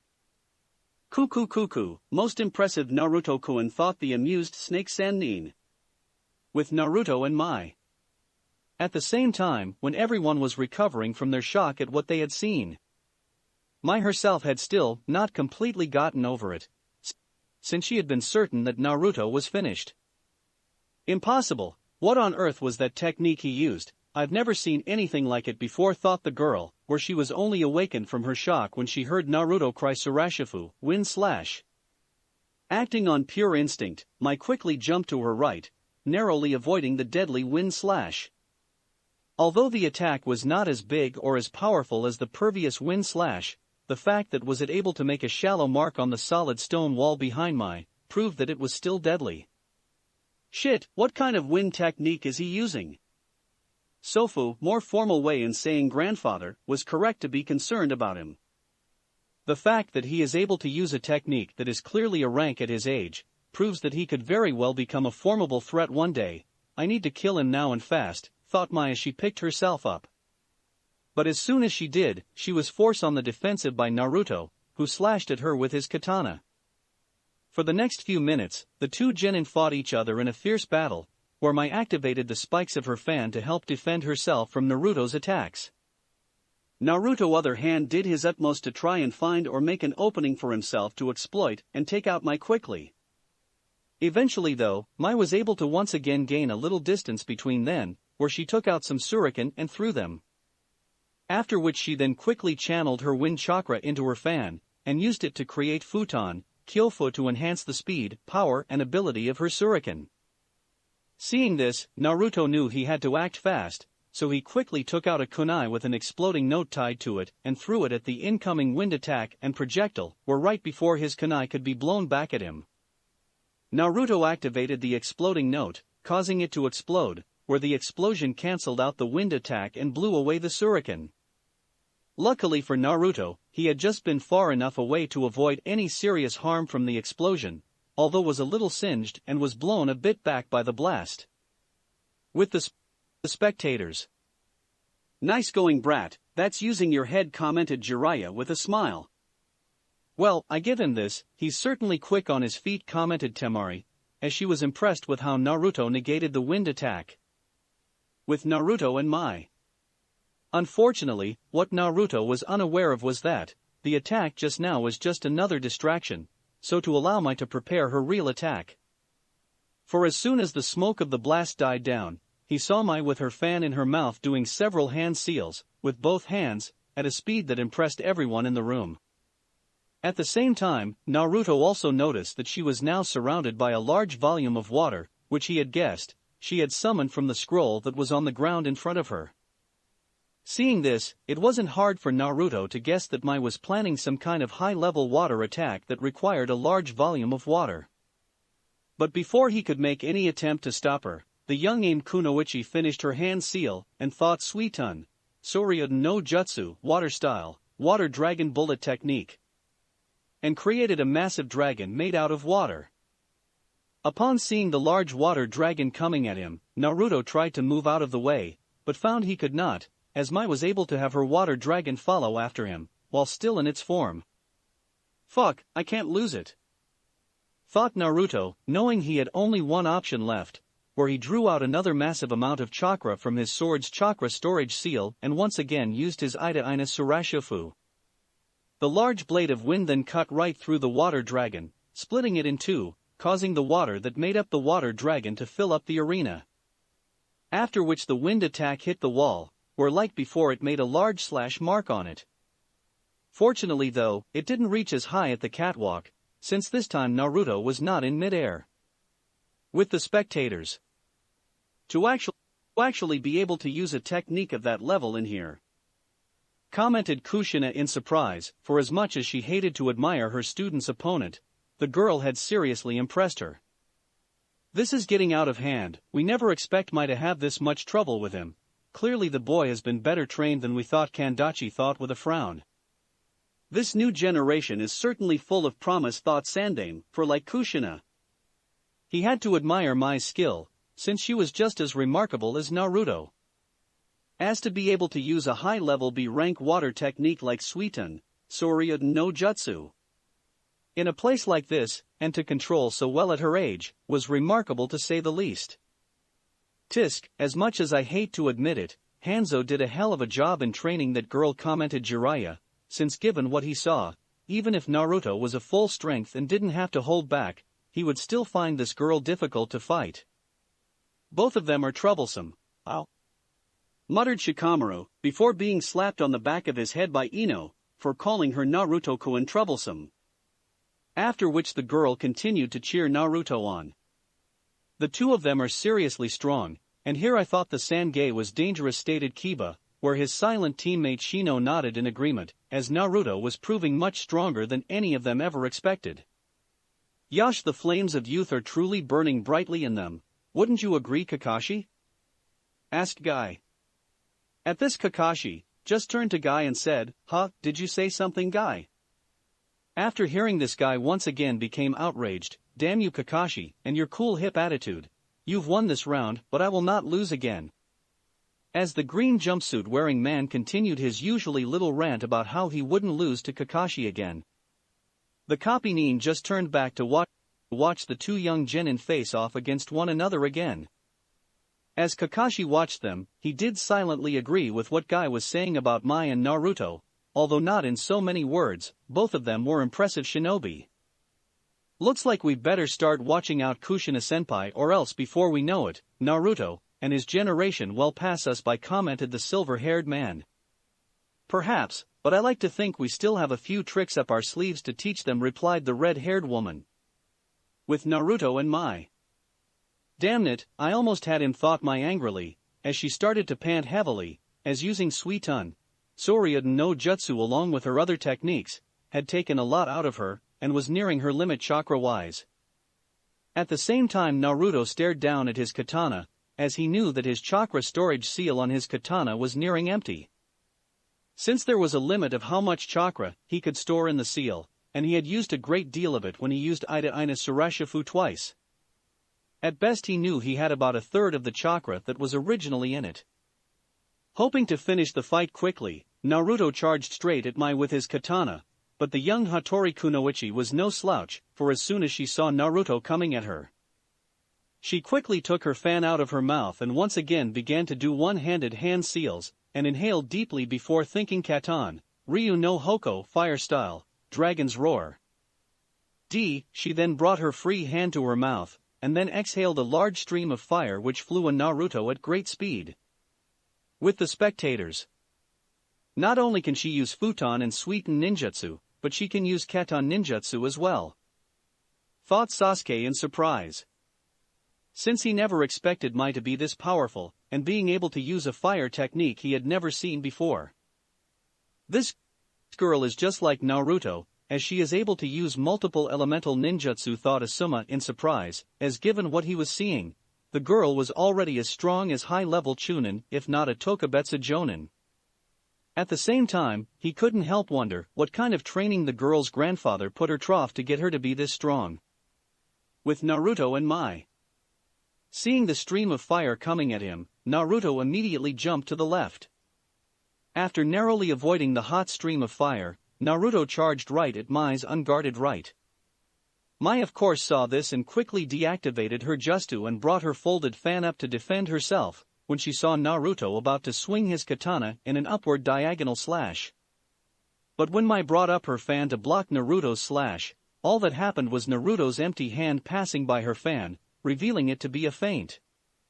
The real attack instead came from Naruto's other hand, where he bypassed Mai's fan and slashed her across the chest with his katana. You gotta love the Mizu no Etsuan, rolling water, technique, thought Naruto with smile, believing her had won. But that smile quickly disappeared when he saw Mai revert into water, revealing that Mai had replaced herself with Mizu no Bunshin. Seeing this, Naruto silently cursed and quickly spun around, to see several kunai flying towards him at high speeds. Grinding up his katana, Naruto skillfully deflected the incoming projectiles with his katana, and then started looking for Mai. Enter Naruto OST2 Raikiri, Thunder Break. He quickly found her at the other end of the arena opposite him, standing directly in front of the large stone hands. After doing several one-handed hand seals, Mai inhaled deeply before thinking Katan, Gokakyu no Jutsu, fire style, great fireball technique, and expelling a massive ball of fire. She then quickly followed up the attack by channeling her wind chakra into her folding fan and using her futon, Kyofo, to enhance her fireball, making it even bigger and stronger. With the spectators. She's able able preform combination techniques," said Kurinai in shock, upon seeing what Mai did. "Such skill at so young an age," commented Koharu in surprise. "The girl truly is the granddaughter of Hanzo," stated Hamura. "A most impressive heir," Hanzo thought Danzo, before turning to look at Naruto and see what he would do with Naruto and Mai. At seeing the massive ball of flames hurtling towards him, Naruto realized he couldn't avoid the attack, as it was coming into fast and was too big. Knowing of only one way to get out of this situation, Naruto started to summon the chakra from the storage seal on his katana and hoped he had enough chakra to do the technique. He flipped his katana so that he was holding it backwards and then started to spin around at high speed, while channeling his chakra to draw the water around him, the water that was used to create Mai's water dragon, to create a giant water spout around him, protecting him from the massive fireball. 2. When the two techniques clashed, a giant steam cloud appeared where the two techniques cancelled each other out, as the water extinguished the fire and the fire evaporated most of the water. As the cloud of steam rose, everyone struggled to see what was happening, as the steam covered most. "Look over there!" cried Hinata, who had her Byakugan activated to see into the cloud, where she then indicated to the edge of the steam cloud. When everyone looked, they saw Naruto emerged from the steam cloud with his katana thrust forward and covered in water. Seeing this, Mai knew she didn't have much time, where she waited until the very last second before she stepped aside to avoid the attack, so that Naruto would crash into the wall behind her. But before hitting the wall, Naruto pulled back his blade and then brought his right foot forward, where he then used the wall to propel himself back towards Mai at even greater speed. Surprised by this, Mai was barely able to bring up her fan to block Naruto's attack, who once again tried to use his Mizu no Atsuan technique, where he switched his katana from his right hand to his left in an instant. Sadly though, Mai was prepared for this, where she recognized the feint and stopped the real slash with the metal side of her folding fan. "I'm not going to fall for the same trick twice," stated Mai, as she blocked Naruto's slash. "Well, how about this then?" replied Naruto as he passed his katana from one hand to another at high speed behind his back, allowing him to strike Mai on the side, on her unguarded left with the side of his katana. After being hit in her left side, Mai stumbled sideways and struggled to keep standing, as she had been caught completely off guard by Naruto's Nagarera Mizu, following water, technique 3. Not wanting to lose his advantage, Naruto quickly moved forward with his katana, where he then channeled the last of the chakra from his storage seal. After which he then used his Hien, flying swallow, technique to increase the cutting power of his katana, and sliced right through Mai's fan, when she raised it, in an attempt to defend herself. After which Naruto then followed up his slash, with a roundhouse kick in Mai's stomach that sent her flying backwards and crashing into the wall several meters behind her. In Naruto OST 2 Raikiri, Thunder Break. With the spectators. "Pretty good, Naruto has improved a lot in his kenjutsu, since we last saw him," commented Omoi, as he was quite impressed with Naruto's swordsmanship skills. "Humph. I guess," muttered Karui, "but what style is he using? I've never seen one like it."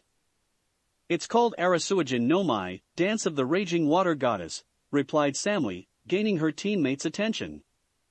"It's a unique kenjutsu style, created by the Burati Shinka no Ikari, Bloody Crimson Fury, Uzumaki Kushina. The style involves the user using not only a sword, but also water as a weapon, which is why the fighting style is so unusual and unique. Since normally when using weapons and elemental chakra together, wind, fire, lightning or pure chakra is normally what is used, and as you can guess, the style is best used when there is a large nearby water source. Beat her s 10 times out of 10. Cheered B in his usual bad rapping. With Naruto and Mai. "Give it up, Mai, you can't win," spoke Naruto, as he watched the girl slowly pick herself up. "TSK. Like hell I will, you haven't won this fight yet, Senju," cried the girl, as she charged straight at Naruto, who in turn charged straight at her. As the two neared each other, Naruto attempted a sword thrust at the granddaughter of Hanzo, but she quickly avoided it and moved close, so that Naruto couldn't use it. She then delivered a sharp knee kick to Naruto's gut, causing the blonde to kneel over slightly. After which Mai then grabbed hold of Naruto's sword arm and kicked his feet from under him and flipped over her, while at the same time causing Naruto to drop his katana. After being flipped over by Mai, Naruto quickly recovered by doing a mid-air flip, allowing him to land on his feet, where he then fell into a fighting stance and prepared to fight Mai, who had spun around to face Naruto. Humph. As you can see, Senju, I'm not like the pitiful excuse of kunoichi that you have in your village," said Mai, causing several indigent yells from Tenten, Sakura, and Ino. "As I've been trained in some of the most grueling training regimens you can image, for not only am I skilled in ninjutsu and weapons, but I am equally skilled taijutsu." Upon hearing this, Naruto's eyes narrowed, as he had to admit he had underestimated Mai. "I'll admit, Mai, I've underestimated, and you're indeed one of the strongest people I've ever fought, who were around my age." After a minute or two of staring off at one another, the two Genin charged at one another and began to fight in fierce taijutsu battle, where neither gave much ground to the other. After ducking under a powerful jump kick from Mai, Naruto attempted to punch Mai in the side, which was left exposed after she missed him. But before he could hit her, Mai blocked the punch with her right hand, wherein a feat of incredible acrobatics. She used Naruto's outstretched hand like a pedestal to spin around and deliver a 180 spin kick right to Naruto's face, sending the young Senju skidding back several meters away. Mai then quickly chased after Naruto, attempted to hit Naruto with a straightforward punch, which Naruto easily ducked under, and delivered a sharp rising knee kick, right to Mai's chin, sending her a few feet into the air. Upon which Naruto then fell backwards and used the ground to propel himself into the air and hit Mai in the gut with a drop kick, sending the young kunoichi flying into the air several meters back before crashing to the ground. Naruto then attempted to end the battle by chasing after Mia, where he then jumped into the air and attempted a falling axe kick. But before Naruto's kick could hit, Mai jumped onto her knees and caught the falling kick with her hands, where she then pushed Naruto back, causing the blonde to flip several meters back. But when Naruto landed on the ground, Mai once again appeared in front of him, a hit straight in the chest with a flying kick, sending him the blonde flying backwards. Mai then continued after Naruto, where she appeared next to him and hit Naruto with a powerful rising, which sent Naruto up into the air, where the aimed kunoichi jumped after him. Once she was above him, Mai then delivered a powerful elbow to Naruto's stomach that sent him hurtling to the ground and hit it with a loud thud, where he then skidded across the ground for several meters before stopping. "God damn it, I'm getting pretty sick of being her punching bag. I'm going to end this now," thought Naruto as he spat out some blood as picked himself up. Once Naruto was back on his feet, he did a single hand seal and released his Fuinjutsu, Shurshuro Mamazuke Shiru, sealing technique, for limbs waiting seal, causing his gloves and boots to glow blue. With the spectators. "About time the kid released them," commented Jiraiya, when he saw Naruto deactivating the Shurshuro Mamazuke Shiru. "Excuse me, Jiraiya-sama, but what is causing Naruto's boots and gloves to glow like that?" asked Sakura. "The glow is being caused by Naruto deactivating special wing seals that I placed on his boots and gloves, so to help improve his physical strength. Meaning with them being no longer active, Naruto will be much stronger and faster than he was before." At this, Sakura and the other Genin eyes widened in surprise, as Naruto was already pretty fast. So he uses the same kind of method that Lee uses, but instead of regular weights he uses weight seals, thought Niji with interest, after hearing Jiraiya's explanation. With Naruto and Mai. At the same time, when Naruto was deactivating his Fuinjutsu, Shurshuro Mamazuke Shiru, Mai, who had landed back on the ground, began to frown and wonder what Naruto was doing. What sort of trick is he up to now? But before she could think further on the matter, Naruto suddenly charged straight at her with a sudden massive burst of speed, where within the blink of an eye was right in front of her. Mai had been so surprised by Naruto's new speed that she had been completely caught off guard by it, and couldn't block the sharp elbow strike to the side of her face from him, which was then followed by a rising knee kick to her chin, causing her to fall on her back. Mai of course quickly recovered, where despite the pain she was feeling from her face, she spat out some blood that was in her mouth and flipped backward onto her feet. But as soon as she did, she was forced on the defensive, by a powerful roundhouse kick from Naruto, to the left side of her head, which she barely managed to block with her left arm, due to the strength and speed of the kick. Seeing that his kick was blocked, Naruto then quickly used Mai's left arm to push his right leg away from her, allowing him to spin himself around and deliver a powerful spinning back kick to the right side of Mai's head. That sent her flying sideways and nearly causing her to hit the wall. Mai of course tried to steady herself as her head was still spinning from Naruto hits. But it just when the world had stopped spinning for Mai that Naruto once again appeared in front of her. It was only because of the many years of intensive training that she went through, that her body was able to move out of the way of a strong forward punch from Naruto. Although when she tried a punch of her own, Naruto slapped her arm away, and sent a strong elbow strike to her chest, right between her breasts.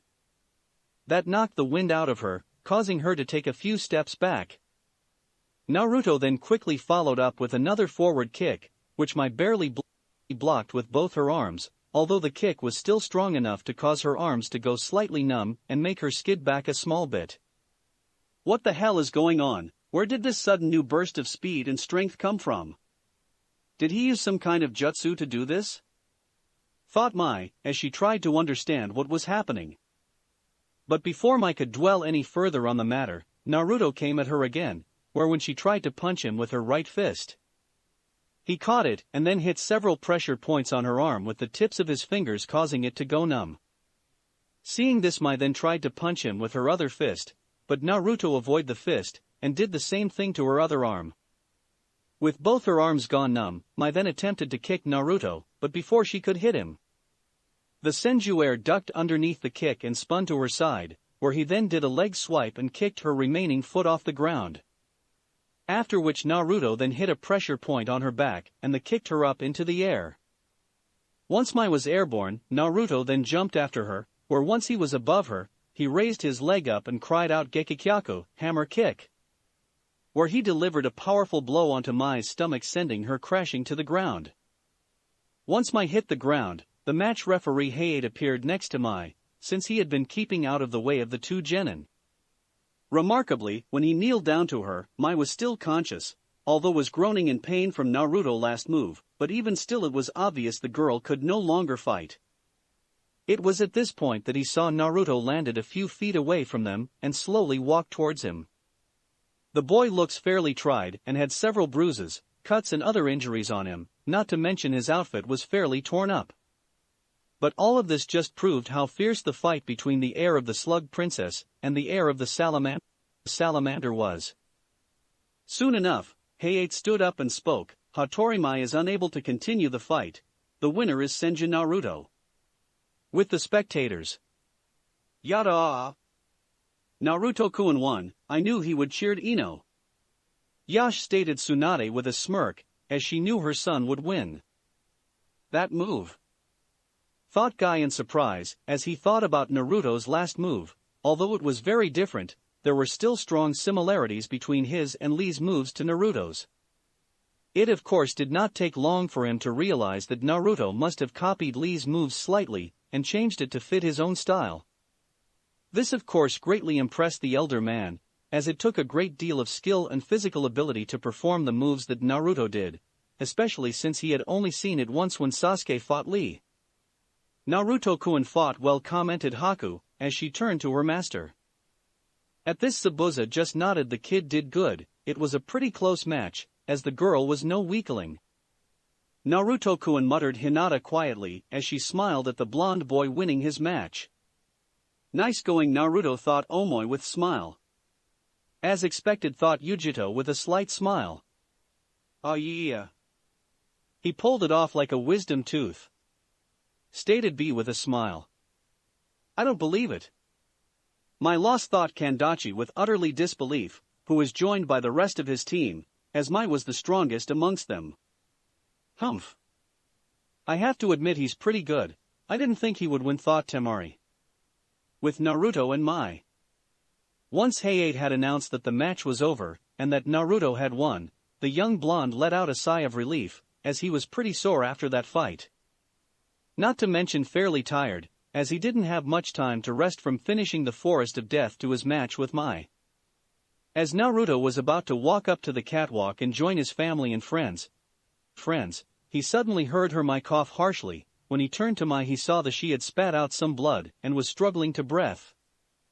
Seeing this, Naruto quickly walked over to her and kneeled down next to her and started to take out some things from his pouch.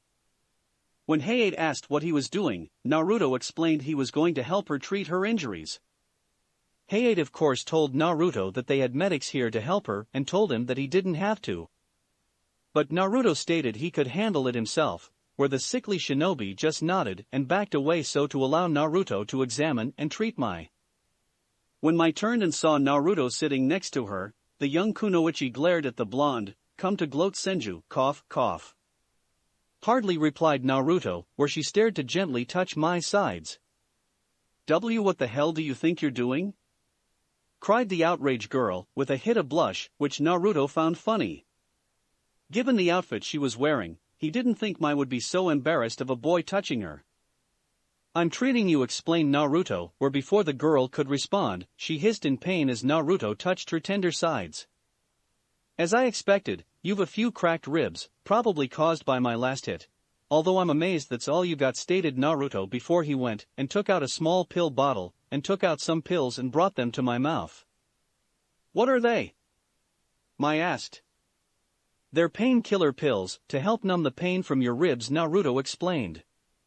But as soon as he said this, Mai turned her head away stubbornly. I refuse. But why? I am a shinobi of the Hattori clan, where to accept help from an enemy is a sign of weakness, and I will not insult my pride by letting you help me, stated the girl stubbornly. Well, that's about the stupidest thing I've ever heard, Naruto commented. What? You heard me. Why let yourself go through all this pain over a silly thing like that? TSK, you wouldn't understand, replied Mai angrily. Maybe not, but whether you like it or not, I'm going to treat you. Now you've two choices: you can make things easy for yourself and do what I tell you, or you can make things hard, where I force you to take these pills.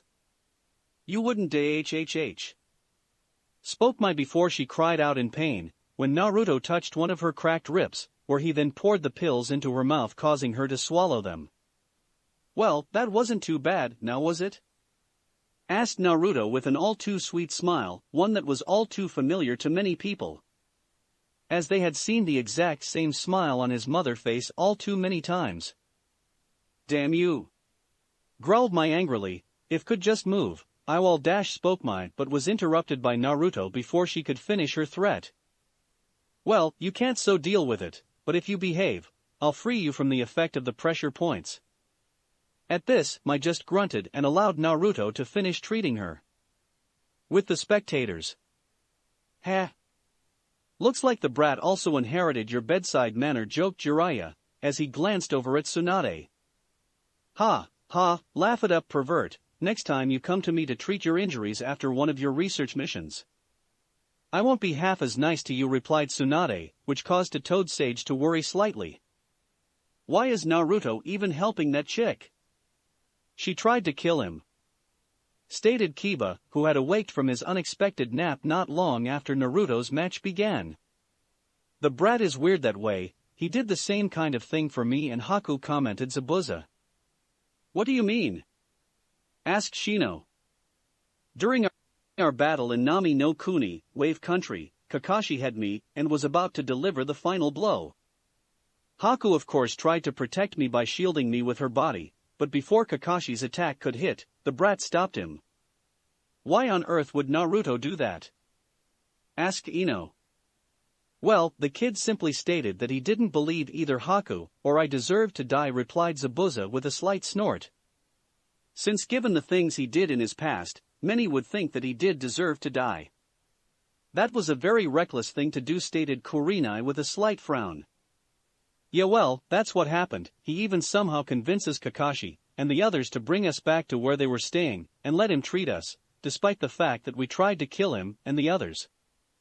Even now I still do fully understand why he did, said the Demon of the Mist. It's because Naruto-kun is a very kind person, answered Haku with a fond smile, whereat this Tsunade, who was listening to conversation, could only nod in agreement. Since Naruto had always been a kind boy, too kind at times. With Naruto and Mai. For the next few minutes Naruto continued to treat Mai's injuries, where he soon took out and opened a small jar of cream and explained to Mai that it was healing cream that would help reduce the swelling that would come later. When Naruto added the cream, the girl hissed in pain, as the cream was cold and her sides were very tender. Soon after though, the pain lessened as Naruto continued to gently rub the medical cream on Mai's sides. As Naruto continued to do this, the girl couldn't help but notice, as Naruto rubbed the cream on her sides, that he had very gentle hands. The thought of course made the girl blush slightly, which thankfully Naruto didn't notice. Soon after though the aim Kunoichi decided to ask Naruto a question, "Why are you even helping me? I was your enemy." "The match is over, so we aren't enemies anymore," stated Naruto. "But I tried to kill you." Well, that was then and this is now, and besides you're not the first one to try and you certainly won't be the last one to. Also, what happened then is now in the past, and it doesn't mean we can't become friends now, replied the Senju heir. "Friends?" repeated Mai, where she looked at Naruto like he was insane.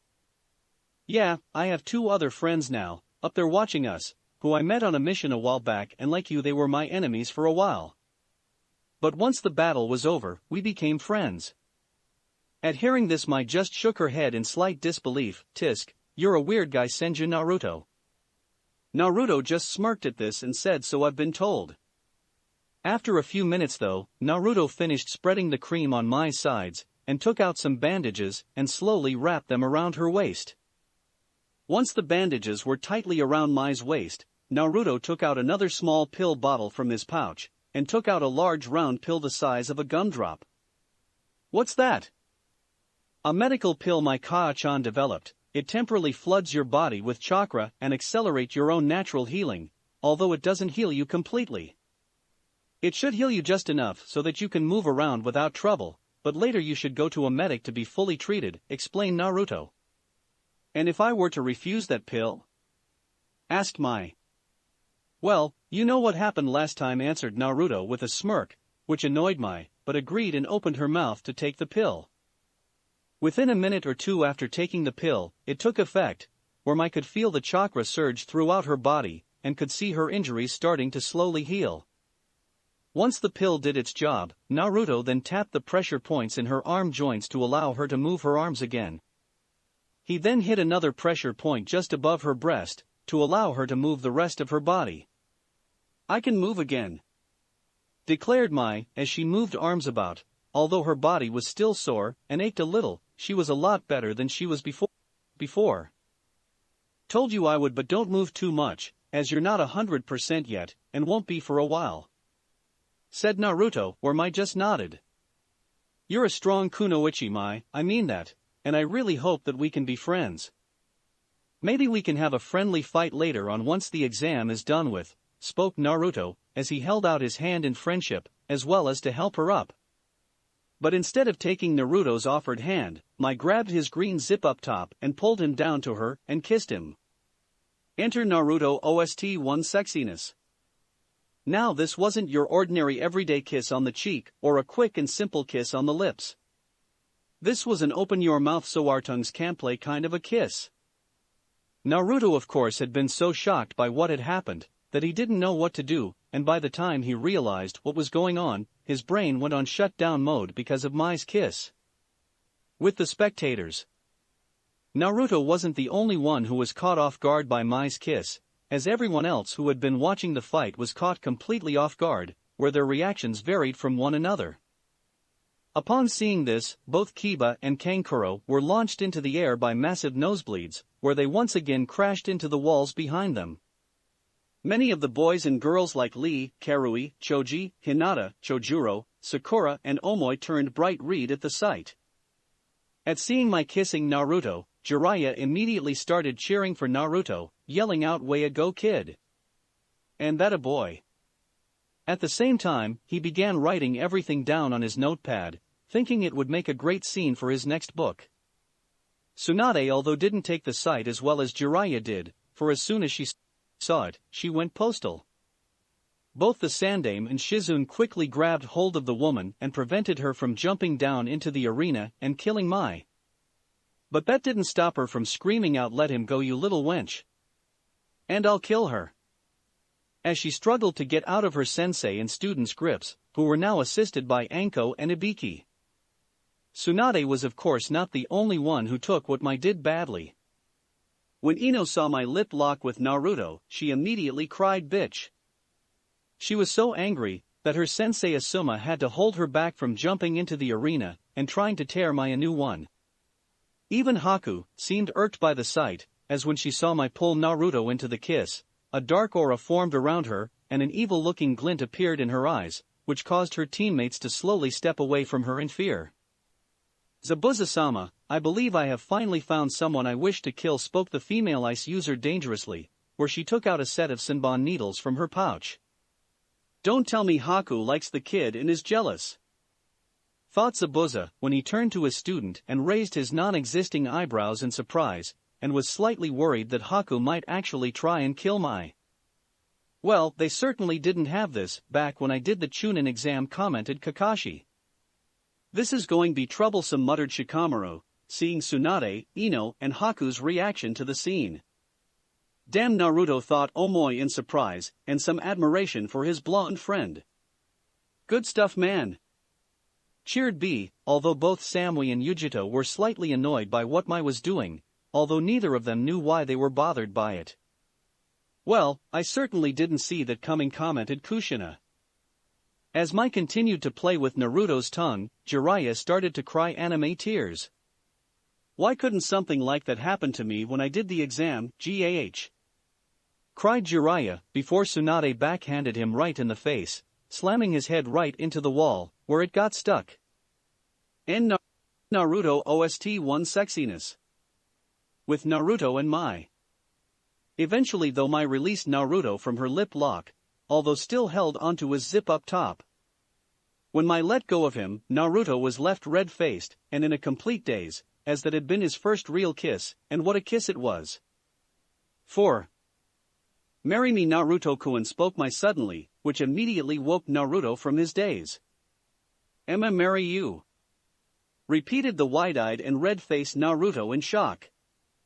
"Yes, you are the only person other than my grandfather to have defeated me in battle. Together you and I would be unstoppable. You're the only one worthy of being my husband and bear children with," spoke Mai. "CC children," repeated Naruto, where his eyes widened even further. "Yes, as when our two bloodlines, 5, combine and with us as their parents our children would be unstoppable." "So how about in Naruto-kun?" asked Mai seductively, where she had a predatory look in her eyes, which made Naruto very nervous.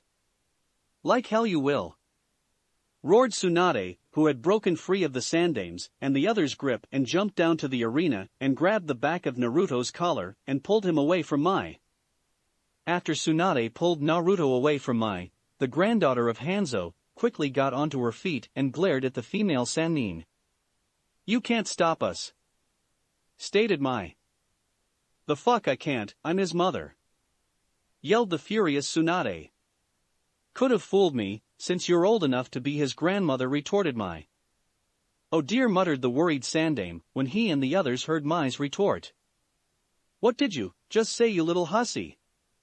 hissed Tsunade angrily, where her eyes went ablaze in fury and gave Mai a look that would have made most shinobi cower in fear, which was only highlighted when she started to crack her knuckles. But then again, Mai wasn't like most shinobi. You heard me, or is your hearing going in your old age?" sneered Mai. "Oh shit!" cried Jiraiya, who got his head free from the wall, as he knew what was to come next. "What?" roared the Tsunade as flames of fury erupted around the female Sannin. "Why me?" asked Naruto to himself, as he stood between his mother and Mai. "Even Buddha could only forgive you once," cried Tsunade as she raised her fist in rage, after being insulted once again by Mai. Fortunately though, before things could get further out of hand, Jiraiya and Shizune suddenly appeared behind Tsunade and grabbed hold of her, preventing her from splattering Mai on the wall. "Let me go, Jiraiya, Shizune, I am going to kill her," yelled Tsunade as she struggled to free herself from Jiraiya and Shizun's grips, who were barely holding the furious woman back. Just try it, you old hag, goaded Mai, which added fuel to the woman's fury, where Tsunade was on the verge of a meltdown and about ready to bring the whole tower down. Please Tsunade, just calm down, this is all just a grave misunderstanding, spoke the Sandame as he bravely stood between Mai and Tsunade, to prevent Tsunade from killing Mai and starting an international incident. There is no mistake about it, Naruto-kun is my fiancé, declared Mai. And what the hell gives you that idea, rounded Tsunade, as she was still being held back by Jiraiya and Shizun. Clan tradition and law, answered Mai. Ha! Said Naruto with a confused look. Excuse me? Asked Sarutobi, not fully understanding what the young girl was saying. At this Mai just smiled. There is a long-standing tradition among the kunoichi of my clan. Since we hold the responsibility of bearing the next generations of our clan, we are obligated to make sure that those children are strong, so that our clan remains strong. Because of this, the women of our clan are trained to be as strong as the men are, so that we can fight against any enemies alongside them, as well as bear many strong children. It's also because of this tradition that the women of my clan only accept strong men to be our husbands and fathers of our children. Hence, if a kunoichi of my clan is defeated by a much stronger male shinobi, and if said kunoichi finds him acceptable, then he must marry her, explained Mai. That's ridiculous. You're making this stuff up, exclaimed Tsunade. Actually Tsunade, she isn't, stated Sarutobi, gaining the group's attention, as I've heard of the Hattori clan having such a tradition. Well, even if there is, there's no way I will allow it to happen, as I forbid it, declared Tsunade. You have no say in this, hag, responded Mai. He's only 12 and I'm his mother, so I do have a say, rounded Tsunade angrily at my calling her a hag again.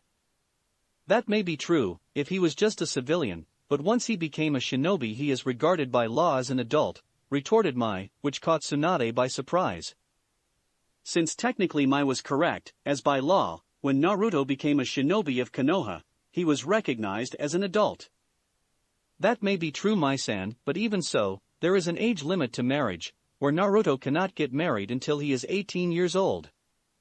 Even then, arranged marriages similar to the likes that you're suggesting, or any other like them, can only be accepted by his mother.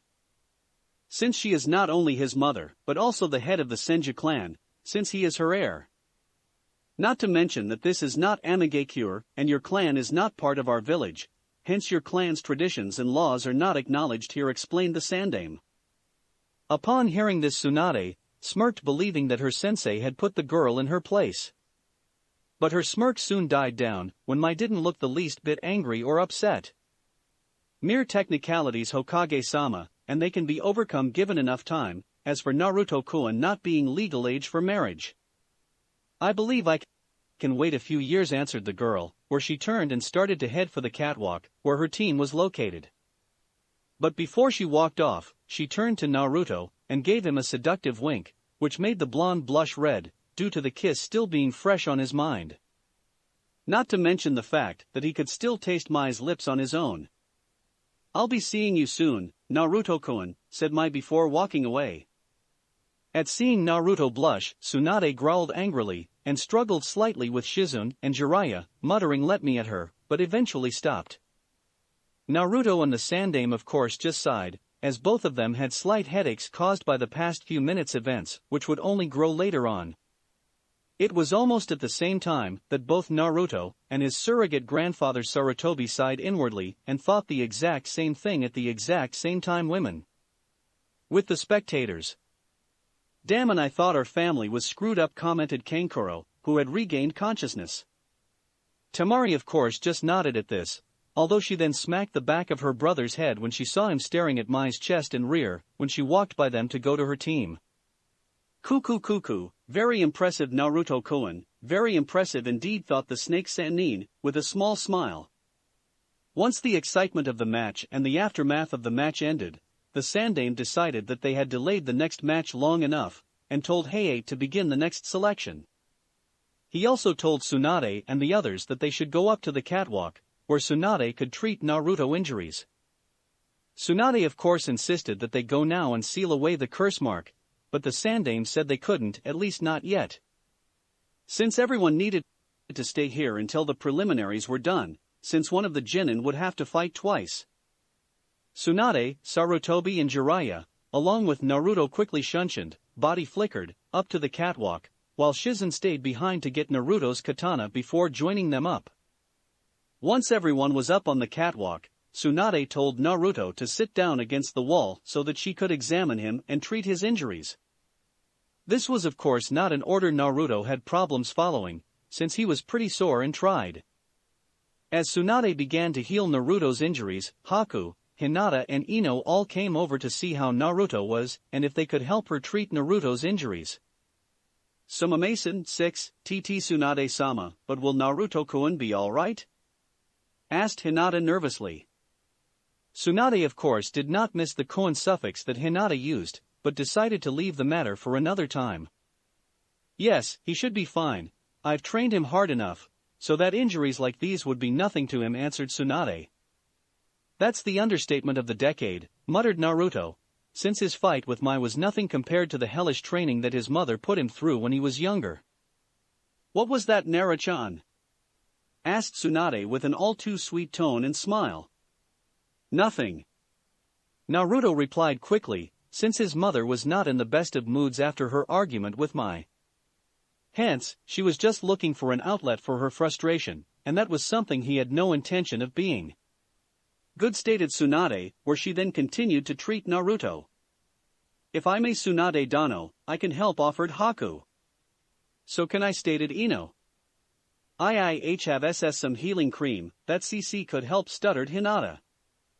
Well, looks like you've been busy, brat, thought Jiraiya with a cheesy smirk, when he saw the three girls all offering to help Naruto.